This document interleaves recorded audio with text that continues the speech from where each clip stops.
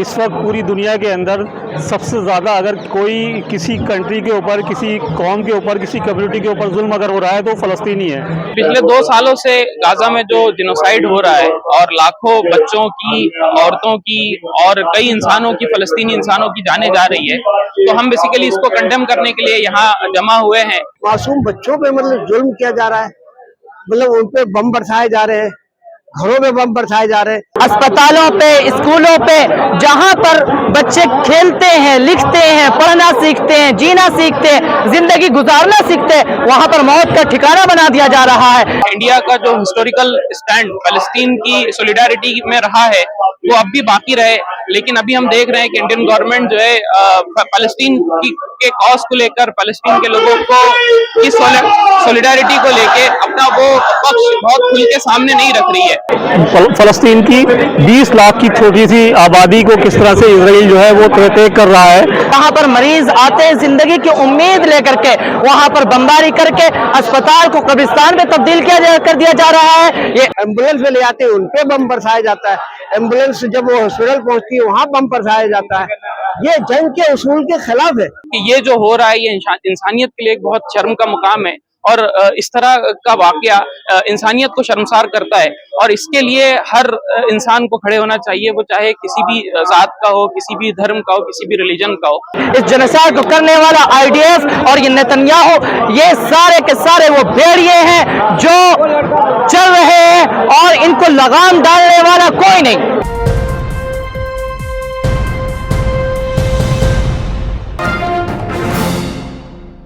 क्या कहना चाहेंगे, आज यहाँ पर आए हैं, क्या मामला है?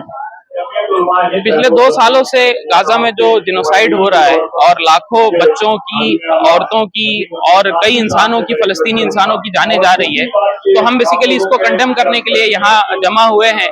हम ये बात भी कहना चाहते हैं कि इंडिया का जो हिस्टोरिकल स्टैंड फ़लस्तीन की सॉलिडारिटी में रहा है वो अब भी बाकी रहे, लेकिन अभी हम देख रहे हैं कि इंडियन गवर्नमेंट जो है फ़लस्तीन के कॉज को लेकर, फ़लस्तीन के लोगों को की सॉलिडारिटी को लेके अपना वो पक्ष बहुत खुल के सामने नहीं रख रही है। तो सबसे पहली हमारी डिमांड इंडियन गवर्नमेंट से यही है कि वो अपना ये पक्ष को जो है और अपने स्टैंड को क्लियर करे।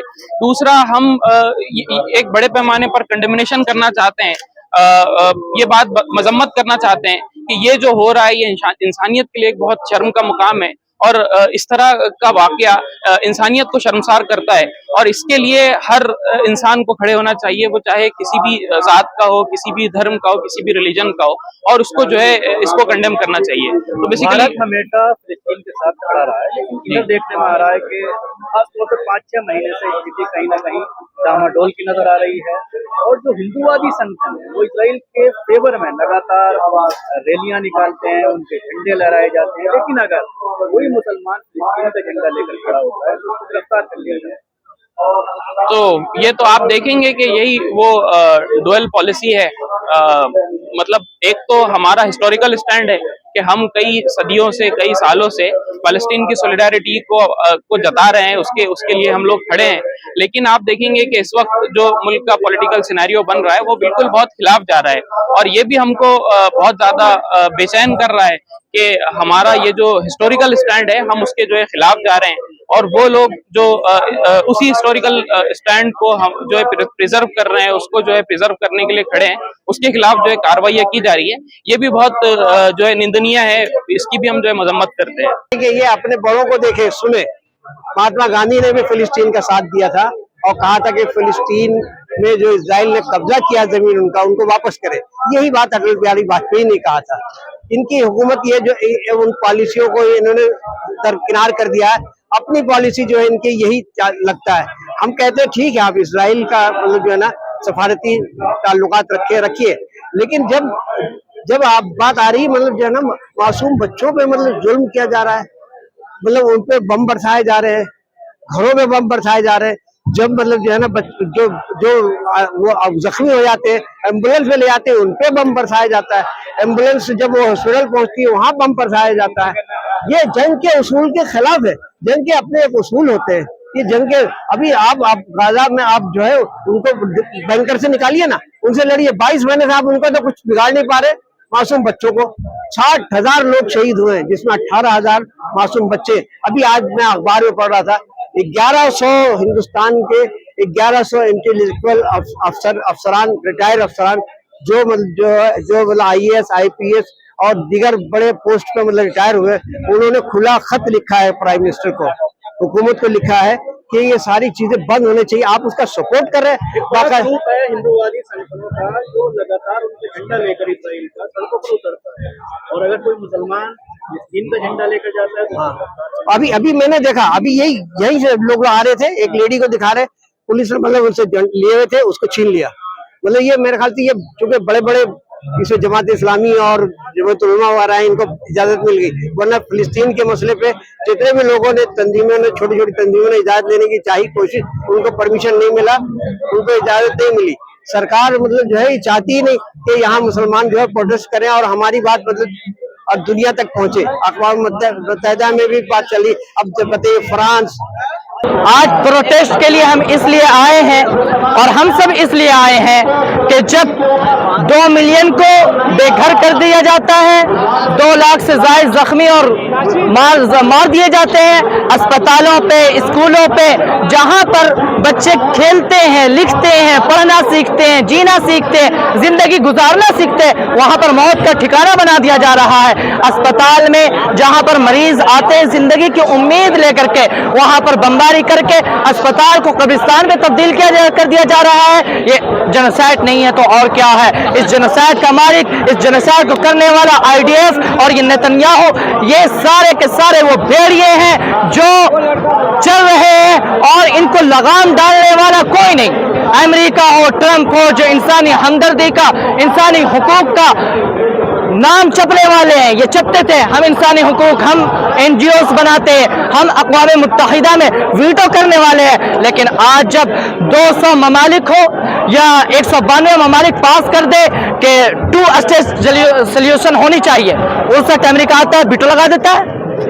अमेरिका के पुष्पनाई पे इजराइल आज भौंक रहा है, आवारा कुत्तों की तरह चल रहा है नेतन्याहू, और वो स्टेटमेंट दे रहा है, IDF को खुली छूट दे रखा है। वरना इतनी हिम्मत नहीं थी इजराइल में कि वो अपने से, अपनी जाती रवैये से, अपनी जाती ताकत से वो ये सब करे। अमेरिका के भारत का जो रवैया है काफी बदलाव आया, कहीं ना कहीं इजराइल के साथ खड़ा रहा है। हालांकि यूनाइटेड नेशन में कई बार इसके खिलाफ करता है, लेकिन अभी जो हालिया जो रवैया है वो सही है। अब देखें, जहां तक भारत की बात रही तो सफारती मामले में अक़वाम मुत्तहिदा में हमेशा 2 स्टेट सोल्यूशन का समर्थन किया है, उसका साथ दिया है।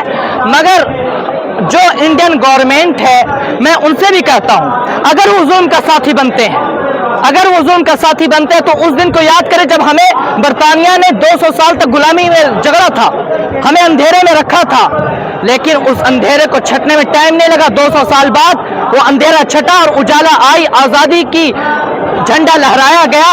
उसी तरीके से हम इंडियन गवर्नमेंट को ये कहते हैं, ये पैगाम देते हैं कि इजराइल से ट्रेड डील खत्म कर दिया जाए। जब तक ये जेनोसाइड चल रहा है, जब तक आप कहें, इंडियन गवर्नमेंट ये कहे इजरायली हुकूमत को कि जब तक बच्चे मरते रहेंगे, बच्चों को भूखा और प्यासा रखा जाएगा सफारती मामले पे या फिर गजा में जेनोसाइड चलता रहेगा, हम ट्रेड डील नहीं करेंगे। आज हम यहाँ जंतर मंतर पर अपने फ़लस्तीनी भाइयों के लिए यहाँ पर इकट्ठे हुए हैं, उनको इंसाफ दिलाने के लिए। जैसे कि आप जानते हैं कि इस वक्त पूरी दुनिया के अंदर सबसे ज़्यादा अगर कोई किसी कंट्री के ऊपर, किसी कौम के ऊपर, किसी कम्युनिटी के ऊपर जुल्म अगर हो रहा है तो फ़लस्तीनी है। यानी 50 साल हो गए उनको ये सब नरसंहार और कहते हैं कत्ल, गारतगरी और जेल और ये सब चीज़ें झेलते हुए, टॉर्चर, सारी चीज़ें झेलते हुए, और अब तो इसराइल ने हद करके रख दी है। इस वक्त फ़लस्तीन की 20 लाख की छोटी सी आबादी को किस तरह से इसराइल जो है वो तय कर रहा है। आप देखिए कि हम एक रिपोर्ट के मुताबिक तकरीबन 90% जो रिहायशी एरिया है उसको मुनहदम कर दिया गया है, यानी 10% भी बचा है तो वो भी कुछ ऐसा नहीं है। लोग जो है सड़कों पर जो है सोने पर मजबूर हैं, शेल्टर होम पर रहने पर मजबूर हैं। उन्होंने सर्दियाँ भी वैसे गुजारी, बरसात भी वैसे गुजारी। इस मुद्दे पर, इस मामले पर हम देख रहे हैं कि जहाँ अमेरिका है, फिर रशिया और यूक्रेन को लेकर के बड़ी कोशिश कर रहा है, लेकिन इस मामले पर वो इसराइल के साथ खड़ा हुआ नजर आता है। बात करते हैं ह्यूमैनिटीज़ की, लेकिन यहाँ पर कोई किसी तरह की मदद नहीं है। दूसरे अरब कंट्रीज़ को अगर देखें तो वो भी तमाशाई बने बैठे हैं। जी देखिए, अमेरिका का इस सिलसिले में मैं कहना चाहूँगा कि अमेरिका जो है मुसलमानों के मामले में दोहरे मापदंड अख्तियार करता है। यूक्रेन के उसको फिक्र है, लेकिन फ़लस्तीन के ताल्लुक से उसको कोई फिक्र नहीं है। जेनोसाइड किया जा रहा और नस्लकुशी की जा रही है, लेकिन इसके बावजूद वो उनको बराबर जो है हथियार फराहम कर रहे हैं। अगर मैं कहता हूँ कि अगर आज अमेरिका चाहे कि इसराइल और फ़लस्तीन की जंग बंद हो जाए, तो मैं समझता हूँ कि सिर्फ ट्रंप साहब को जो है एक कॉल करना काफ़ी है और फौरी तौर पर जो फ़लस्तीन और इसराइल की जो जंग है वो बंद हो जाएगी। दूसरी तरफ जो हमारे ये अरब हुक्मरां हैं, उनको होश के नाखून लेना चाहिए और उनको सोचना चाहिए, मतलब एक तो इंसानियत के नाते, दूसरा एक मिली जज्बे होने के नाते कि करीबी में मतलब जो उनकी सरहदें उनसे मिली हुई हैं, वो इसराइल के लिए तो अभी हमने देखा जब इसराइल और ईरान की लड़ाई हुई थी तो इजरायली लोग जो हैं वो मिस्र की तरफ को जा रहे थे, तो मिस्र की हुकूमत ने उनको रास्ता फराहम किया। लेकिन हमारे जो मुसलमान फ़लस्तीनी भाई हैं, जिनको ऊपर से भी जो है शेलिंग की जा रही है और नीचे से जो उनको बंदूक की गोलियों का निशाना बनाया जा रहा है, अगर वो मिस्र के अंदर पनाह लेना चाहते हैं तो वहाँ पर उनको जो है दरवाजे बंद किए जाते हैं और उनको आने नहीं दिया जाता, और इस तरह से उनको पर बैरिकेडिंग लगा करके जो है पूरी तरह से बैन कर दिया जाता है। तो ये सरासर जो है अरब और मुस्लिम हुक्मरानों को जो होश के नाखून लेना चाहिए। आज फ़लस्तीनियों की बारी है, कल को उनकी भी बारी आएगी, और लिहाजा अगर वो चाहते हैं अपने आप को सेफ करना चाहते हैं तो उन्हें जो है फ़लस्तीन के साथ में खड़ा होना होगा और फ़लस्तीनियों की हर तरह से मदद करनी होगी, ताकि वो मिल्लत को मजबूत करके दुश्मनों को जो है वो नाकाम और नामुराद कर सकें।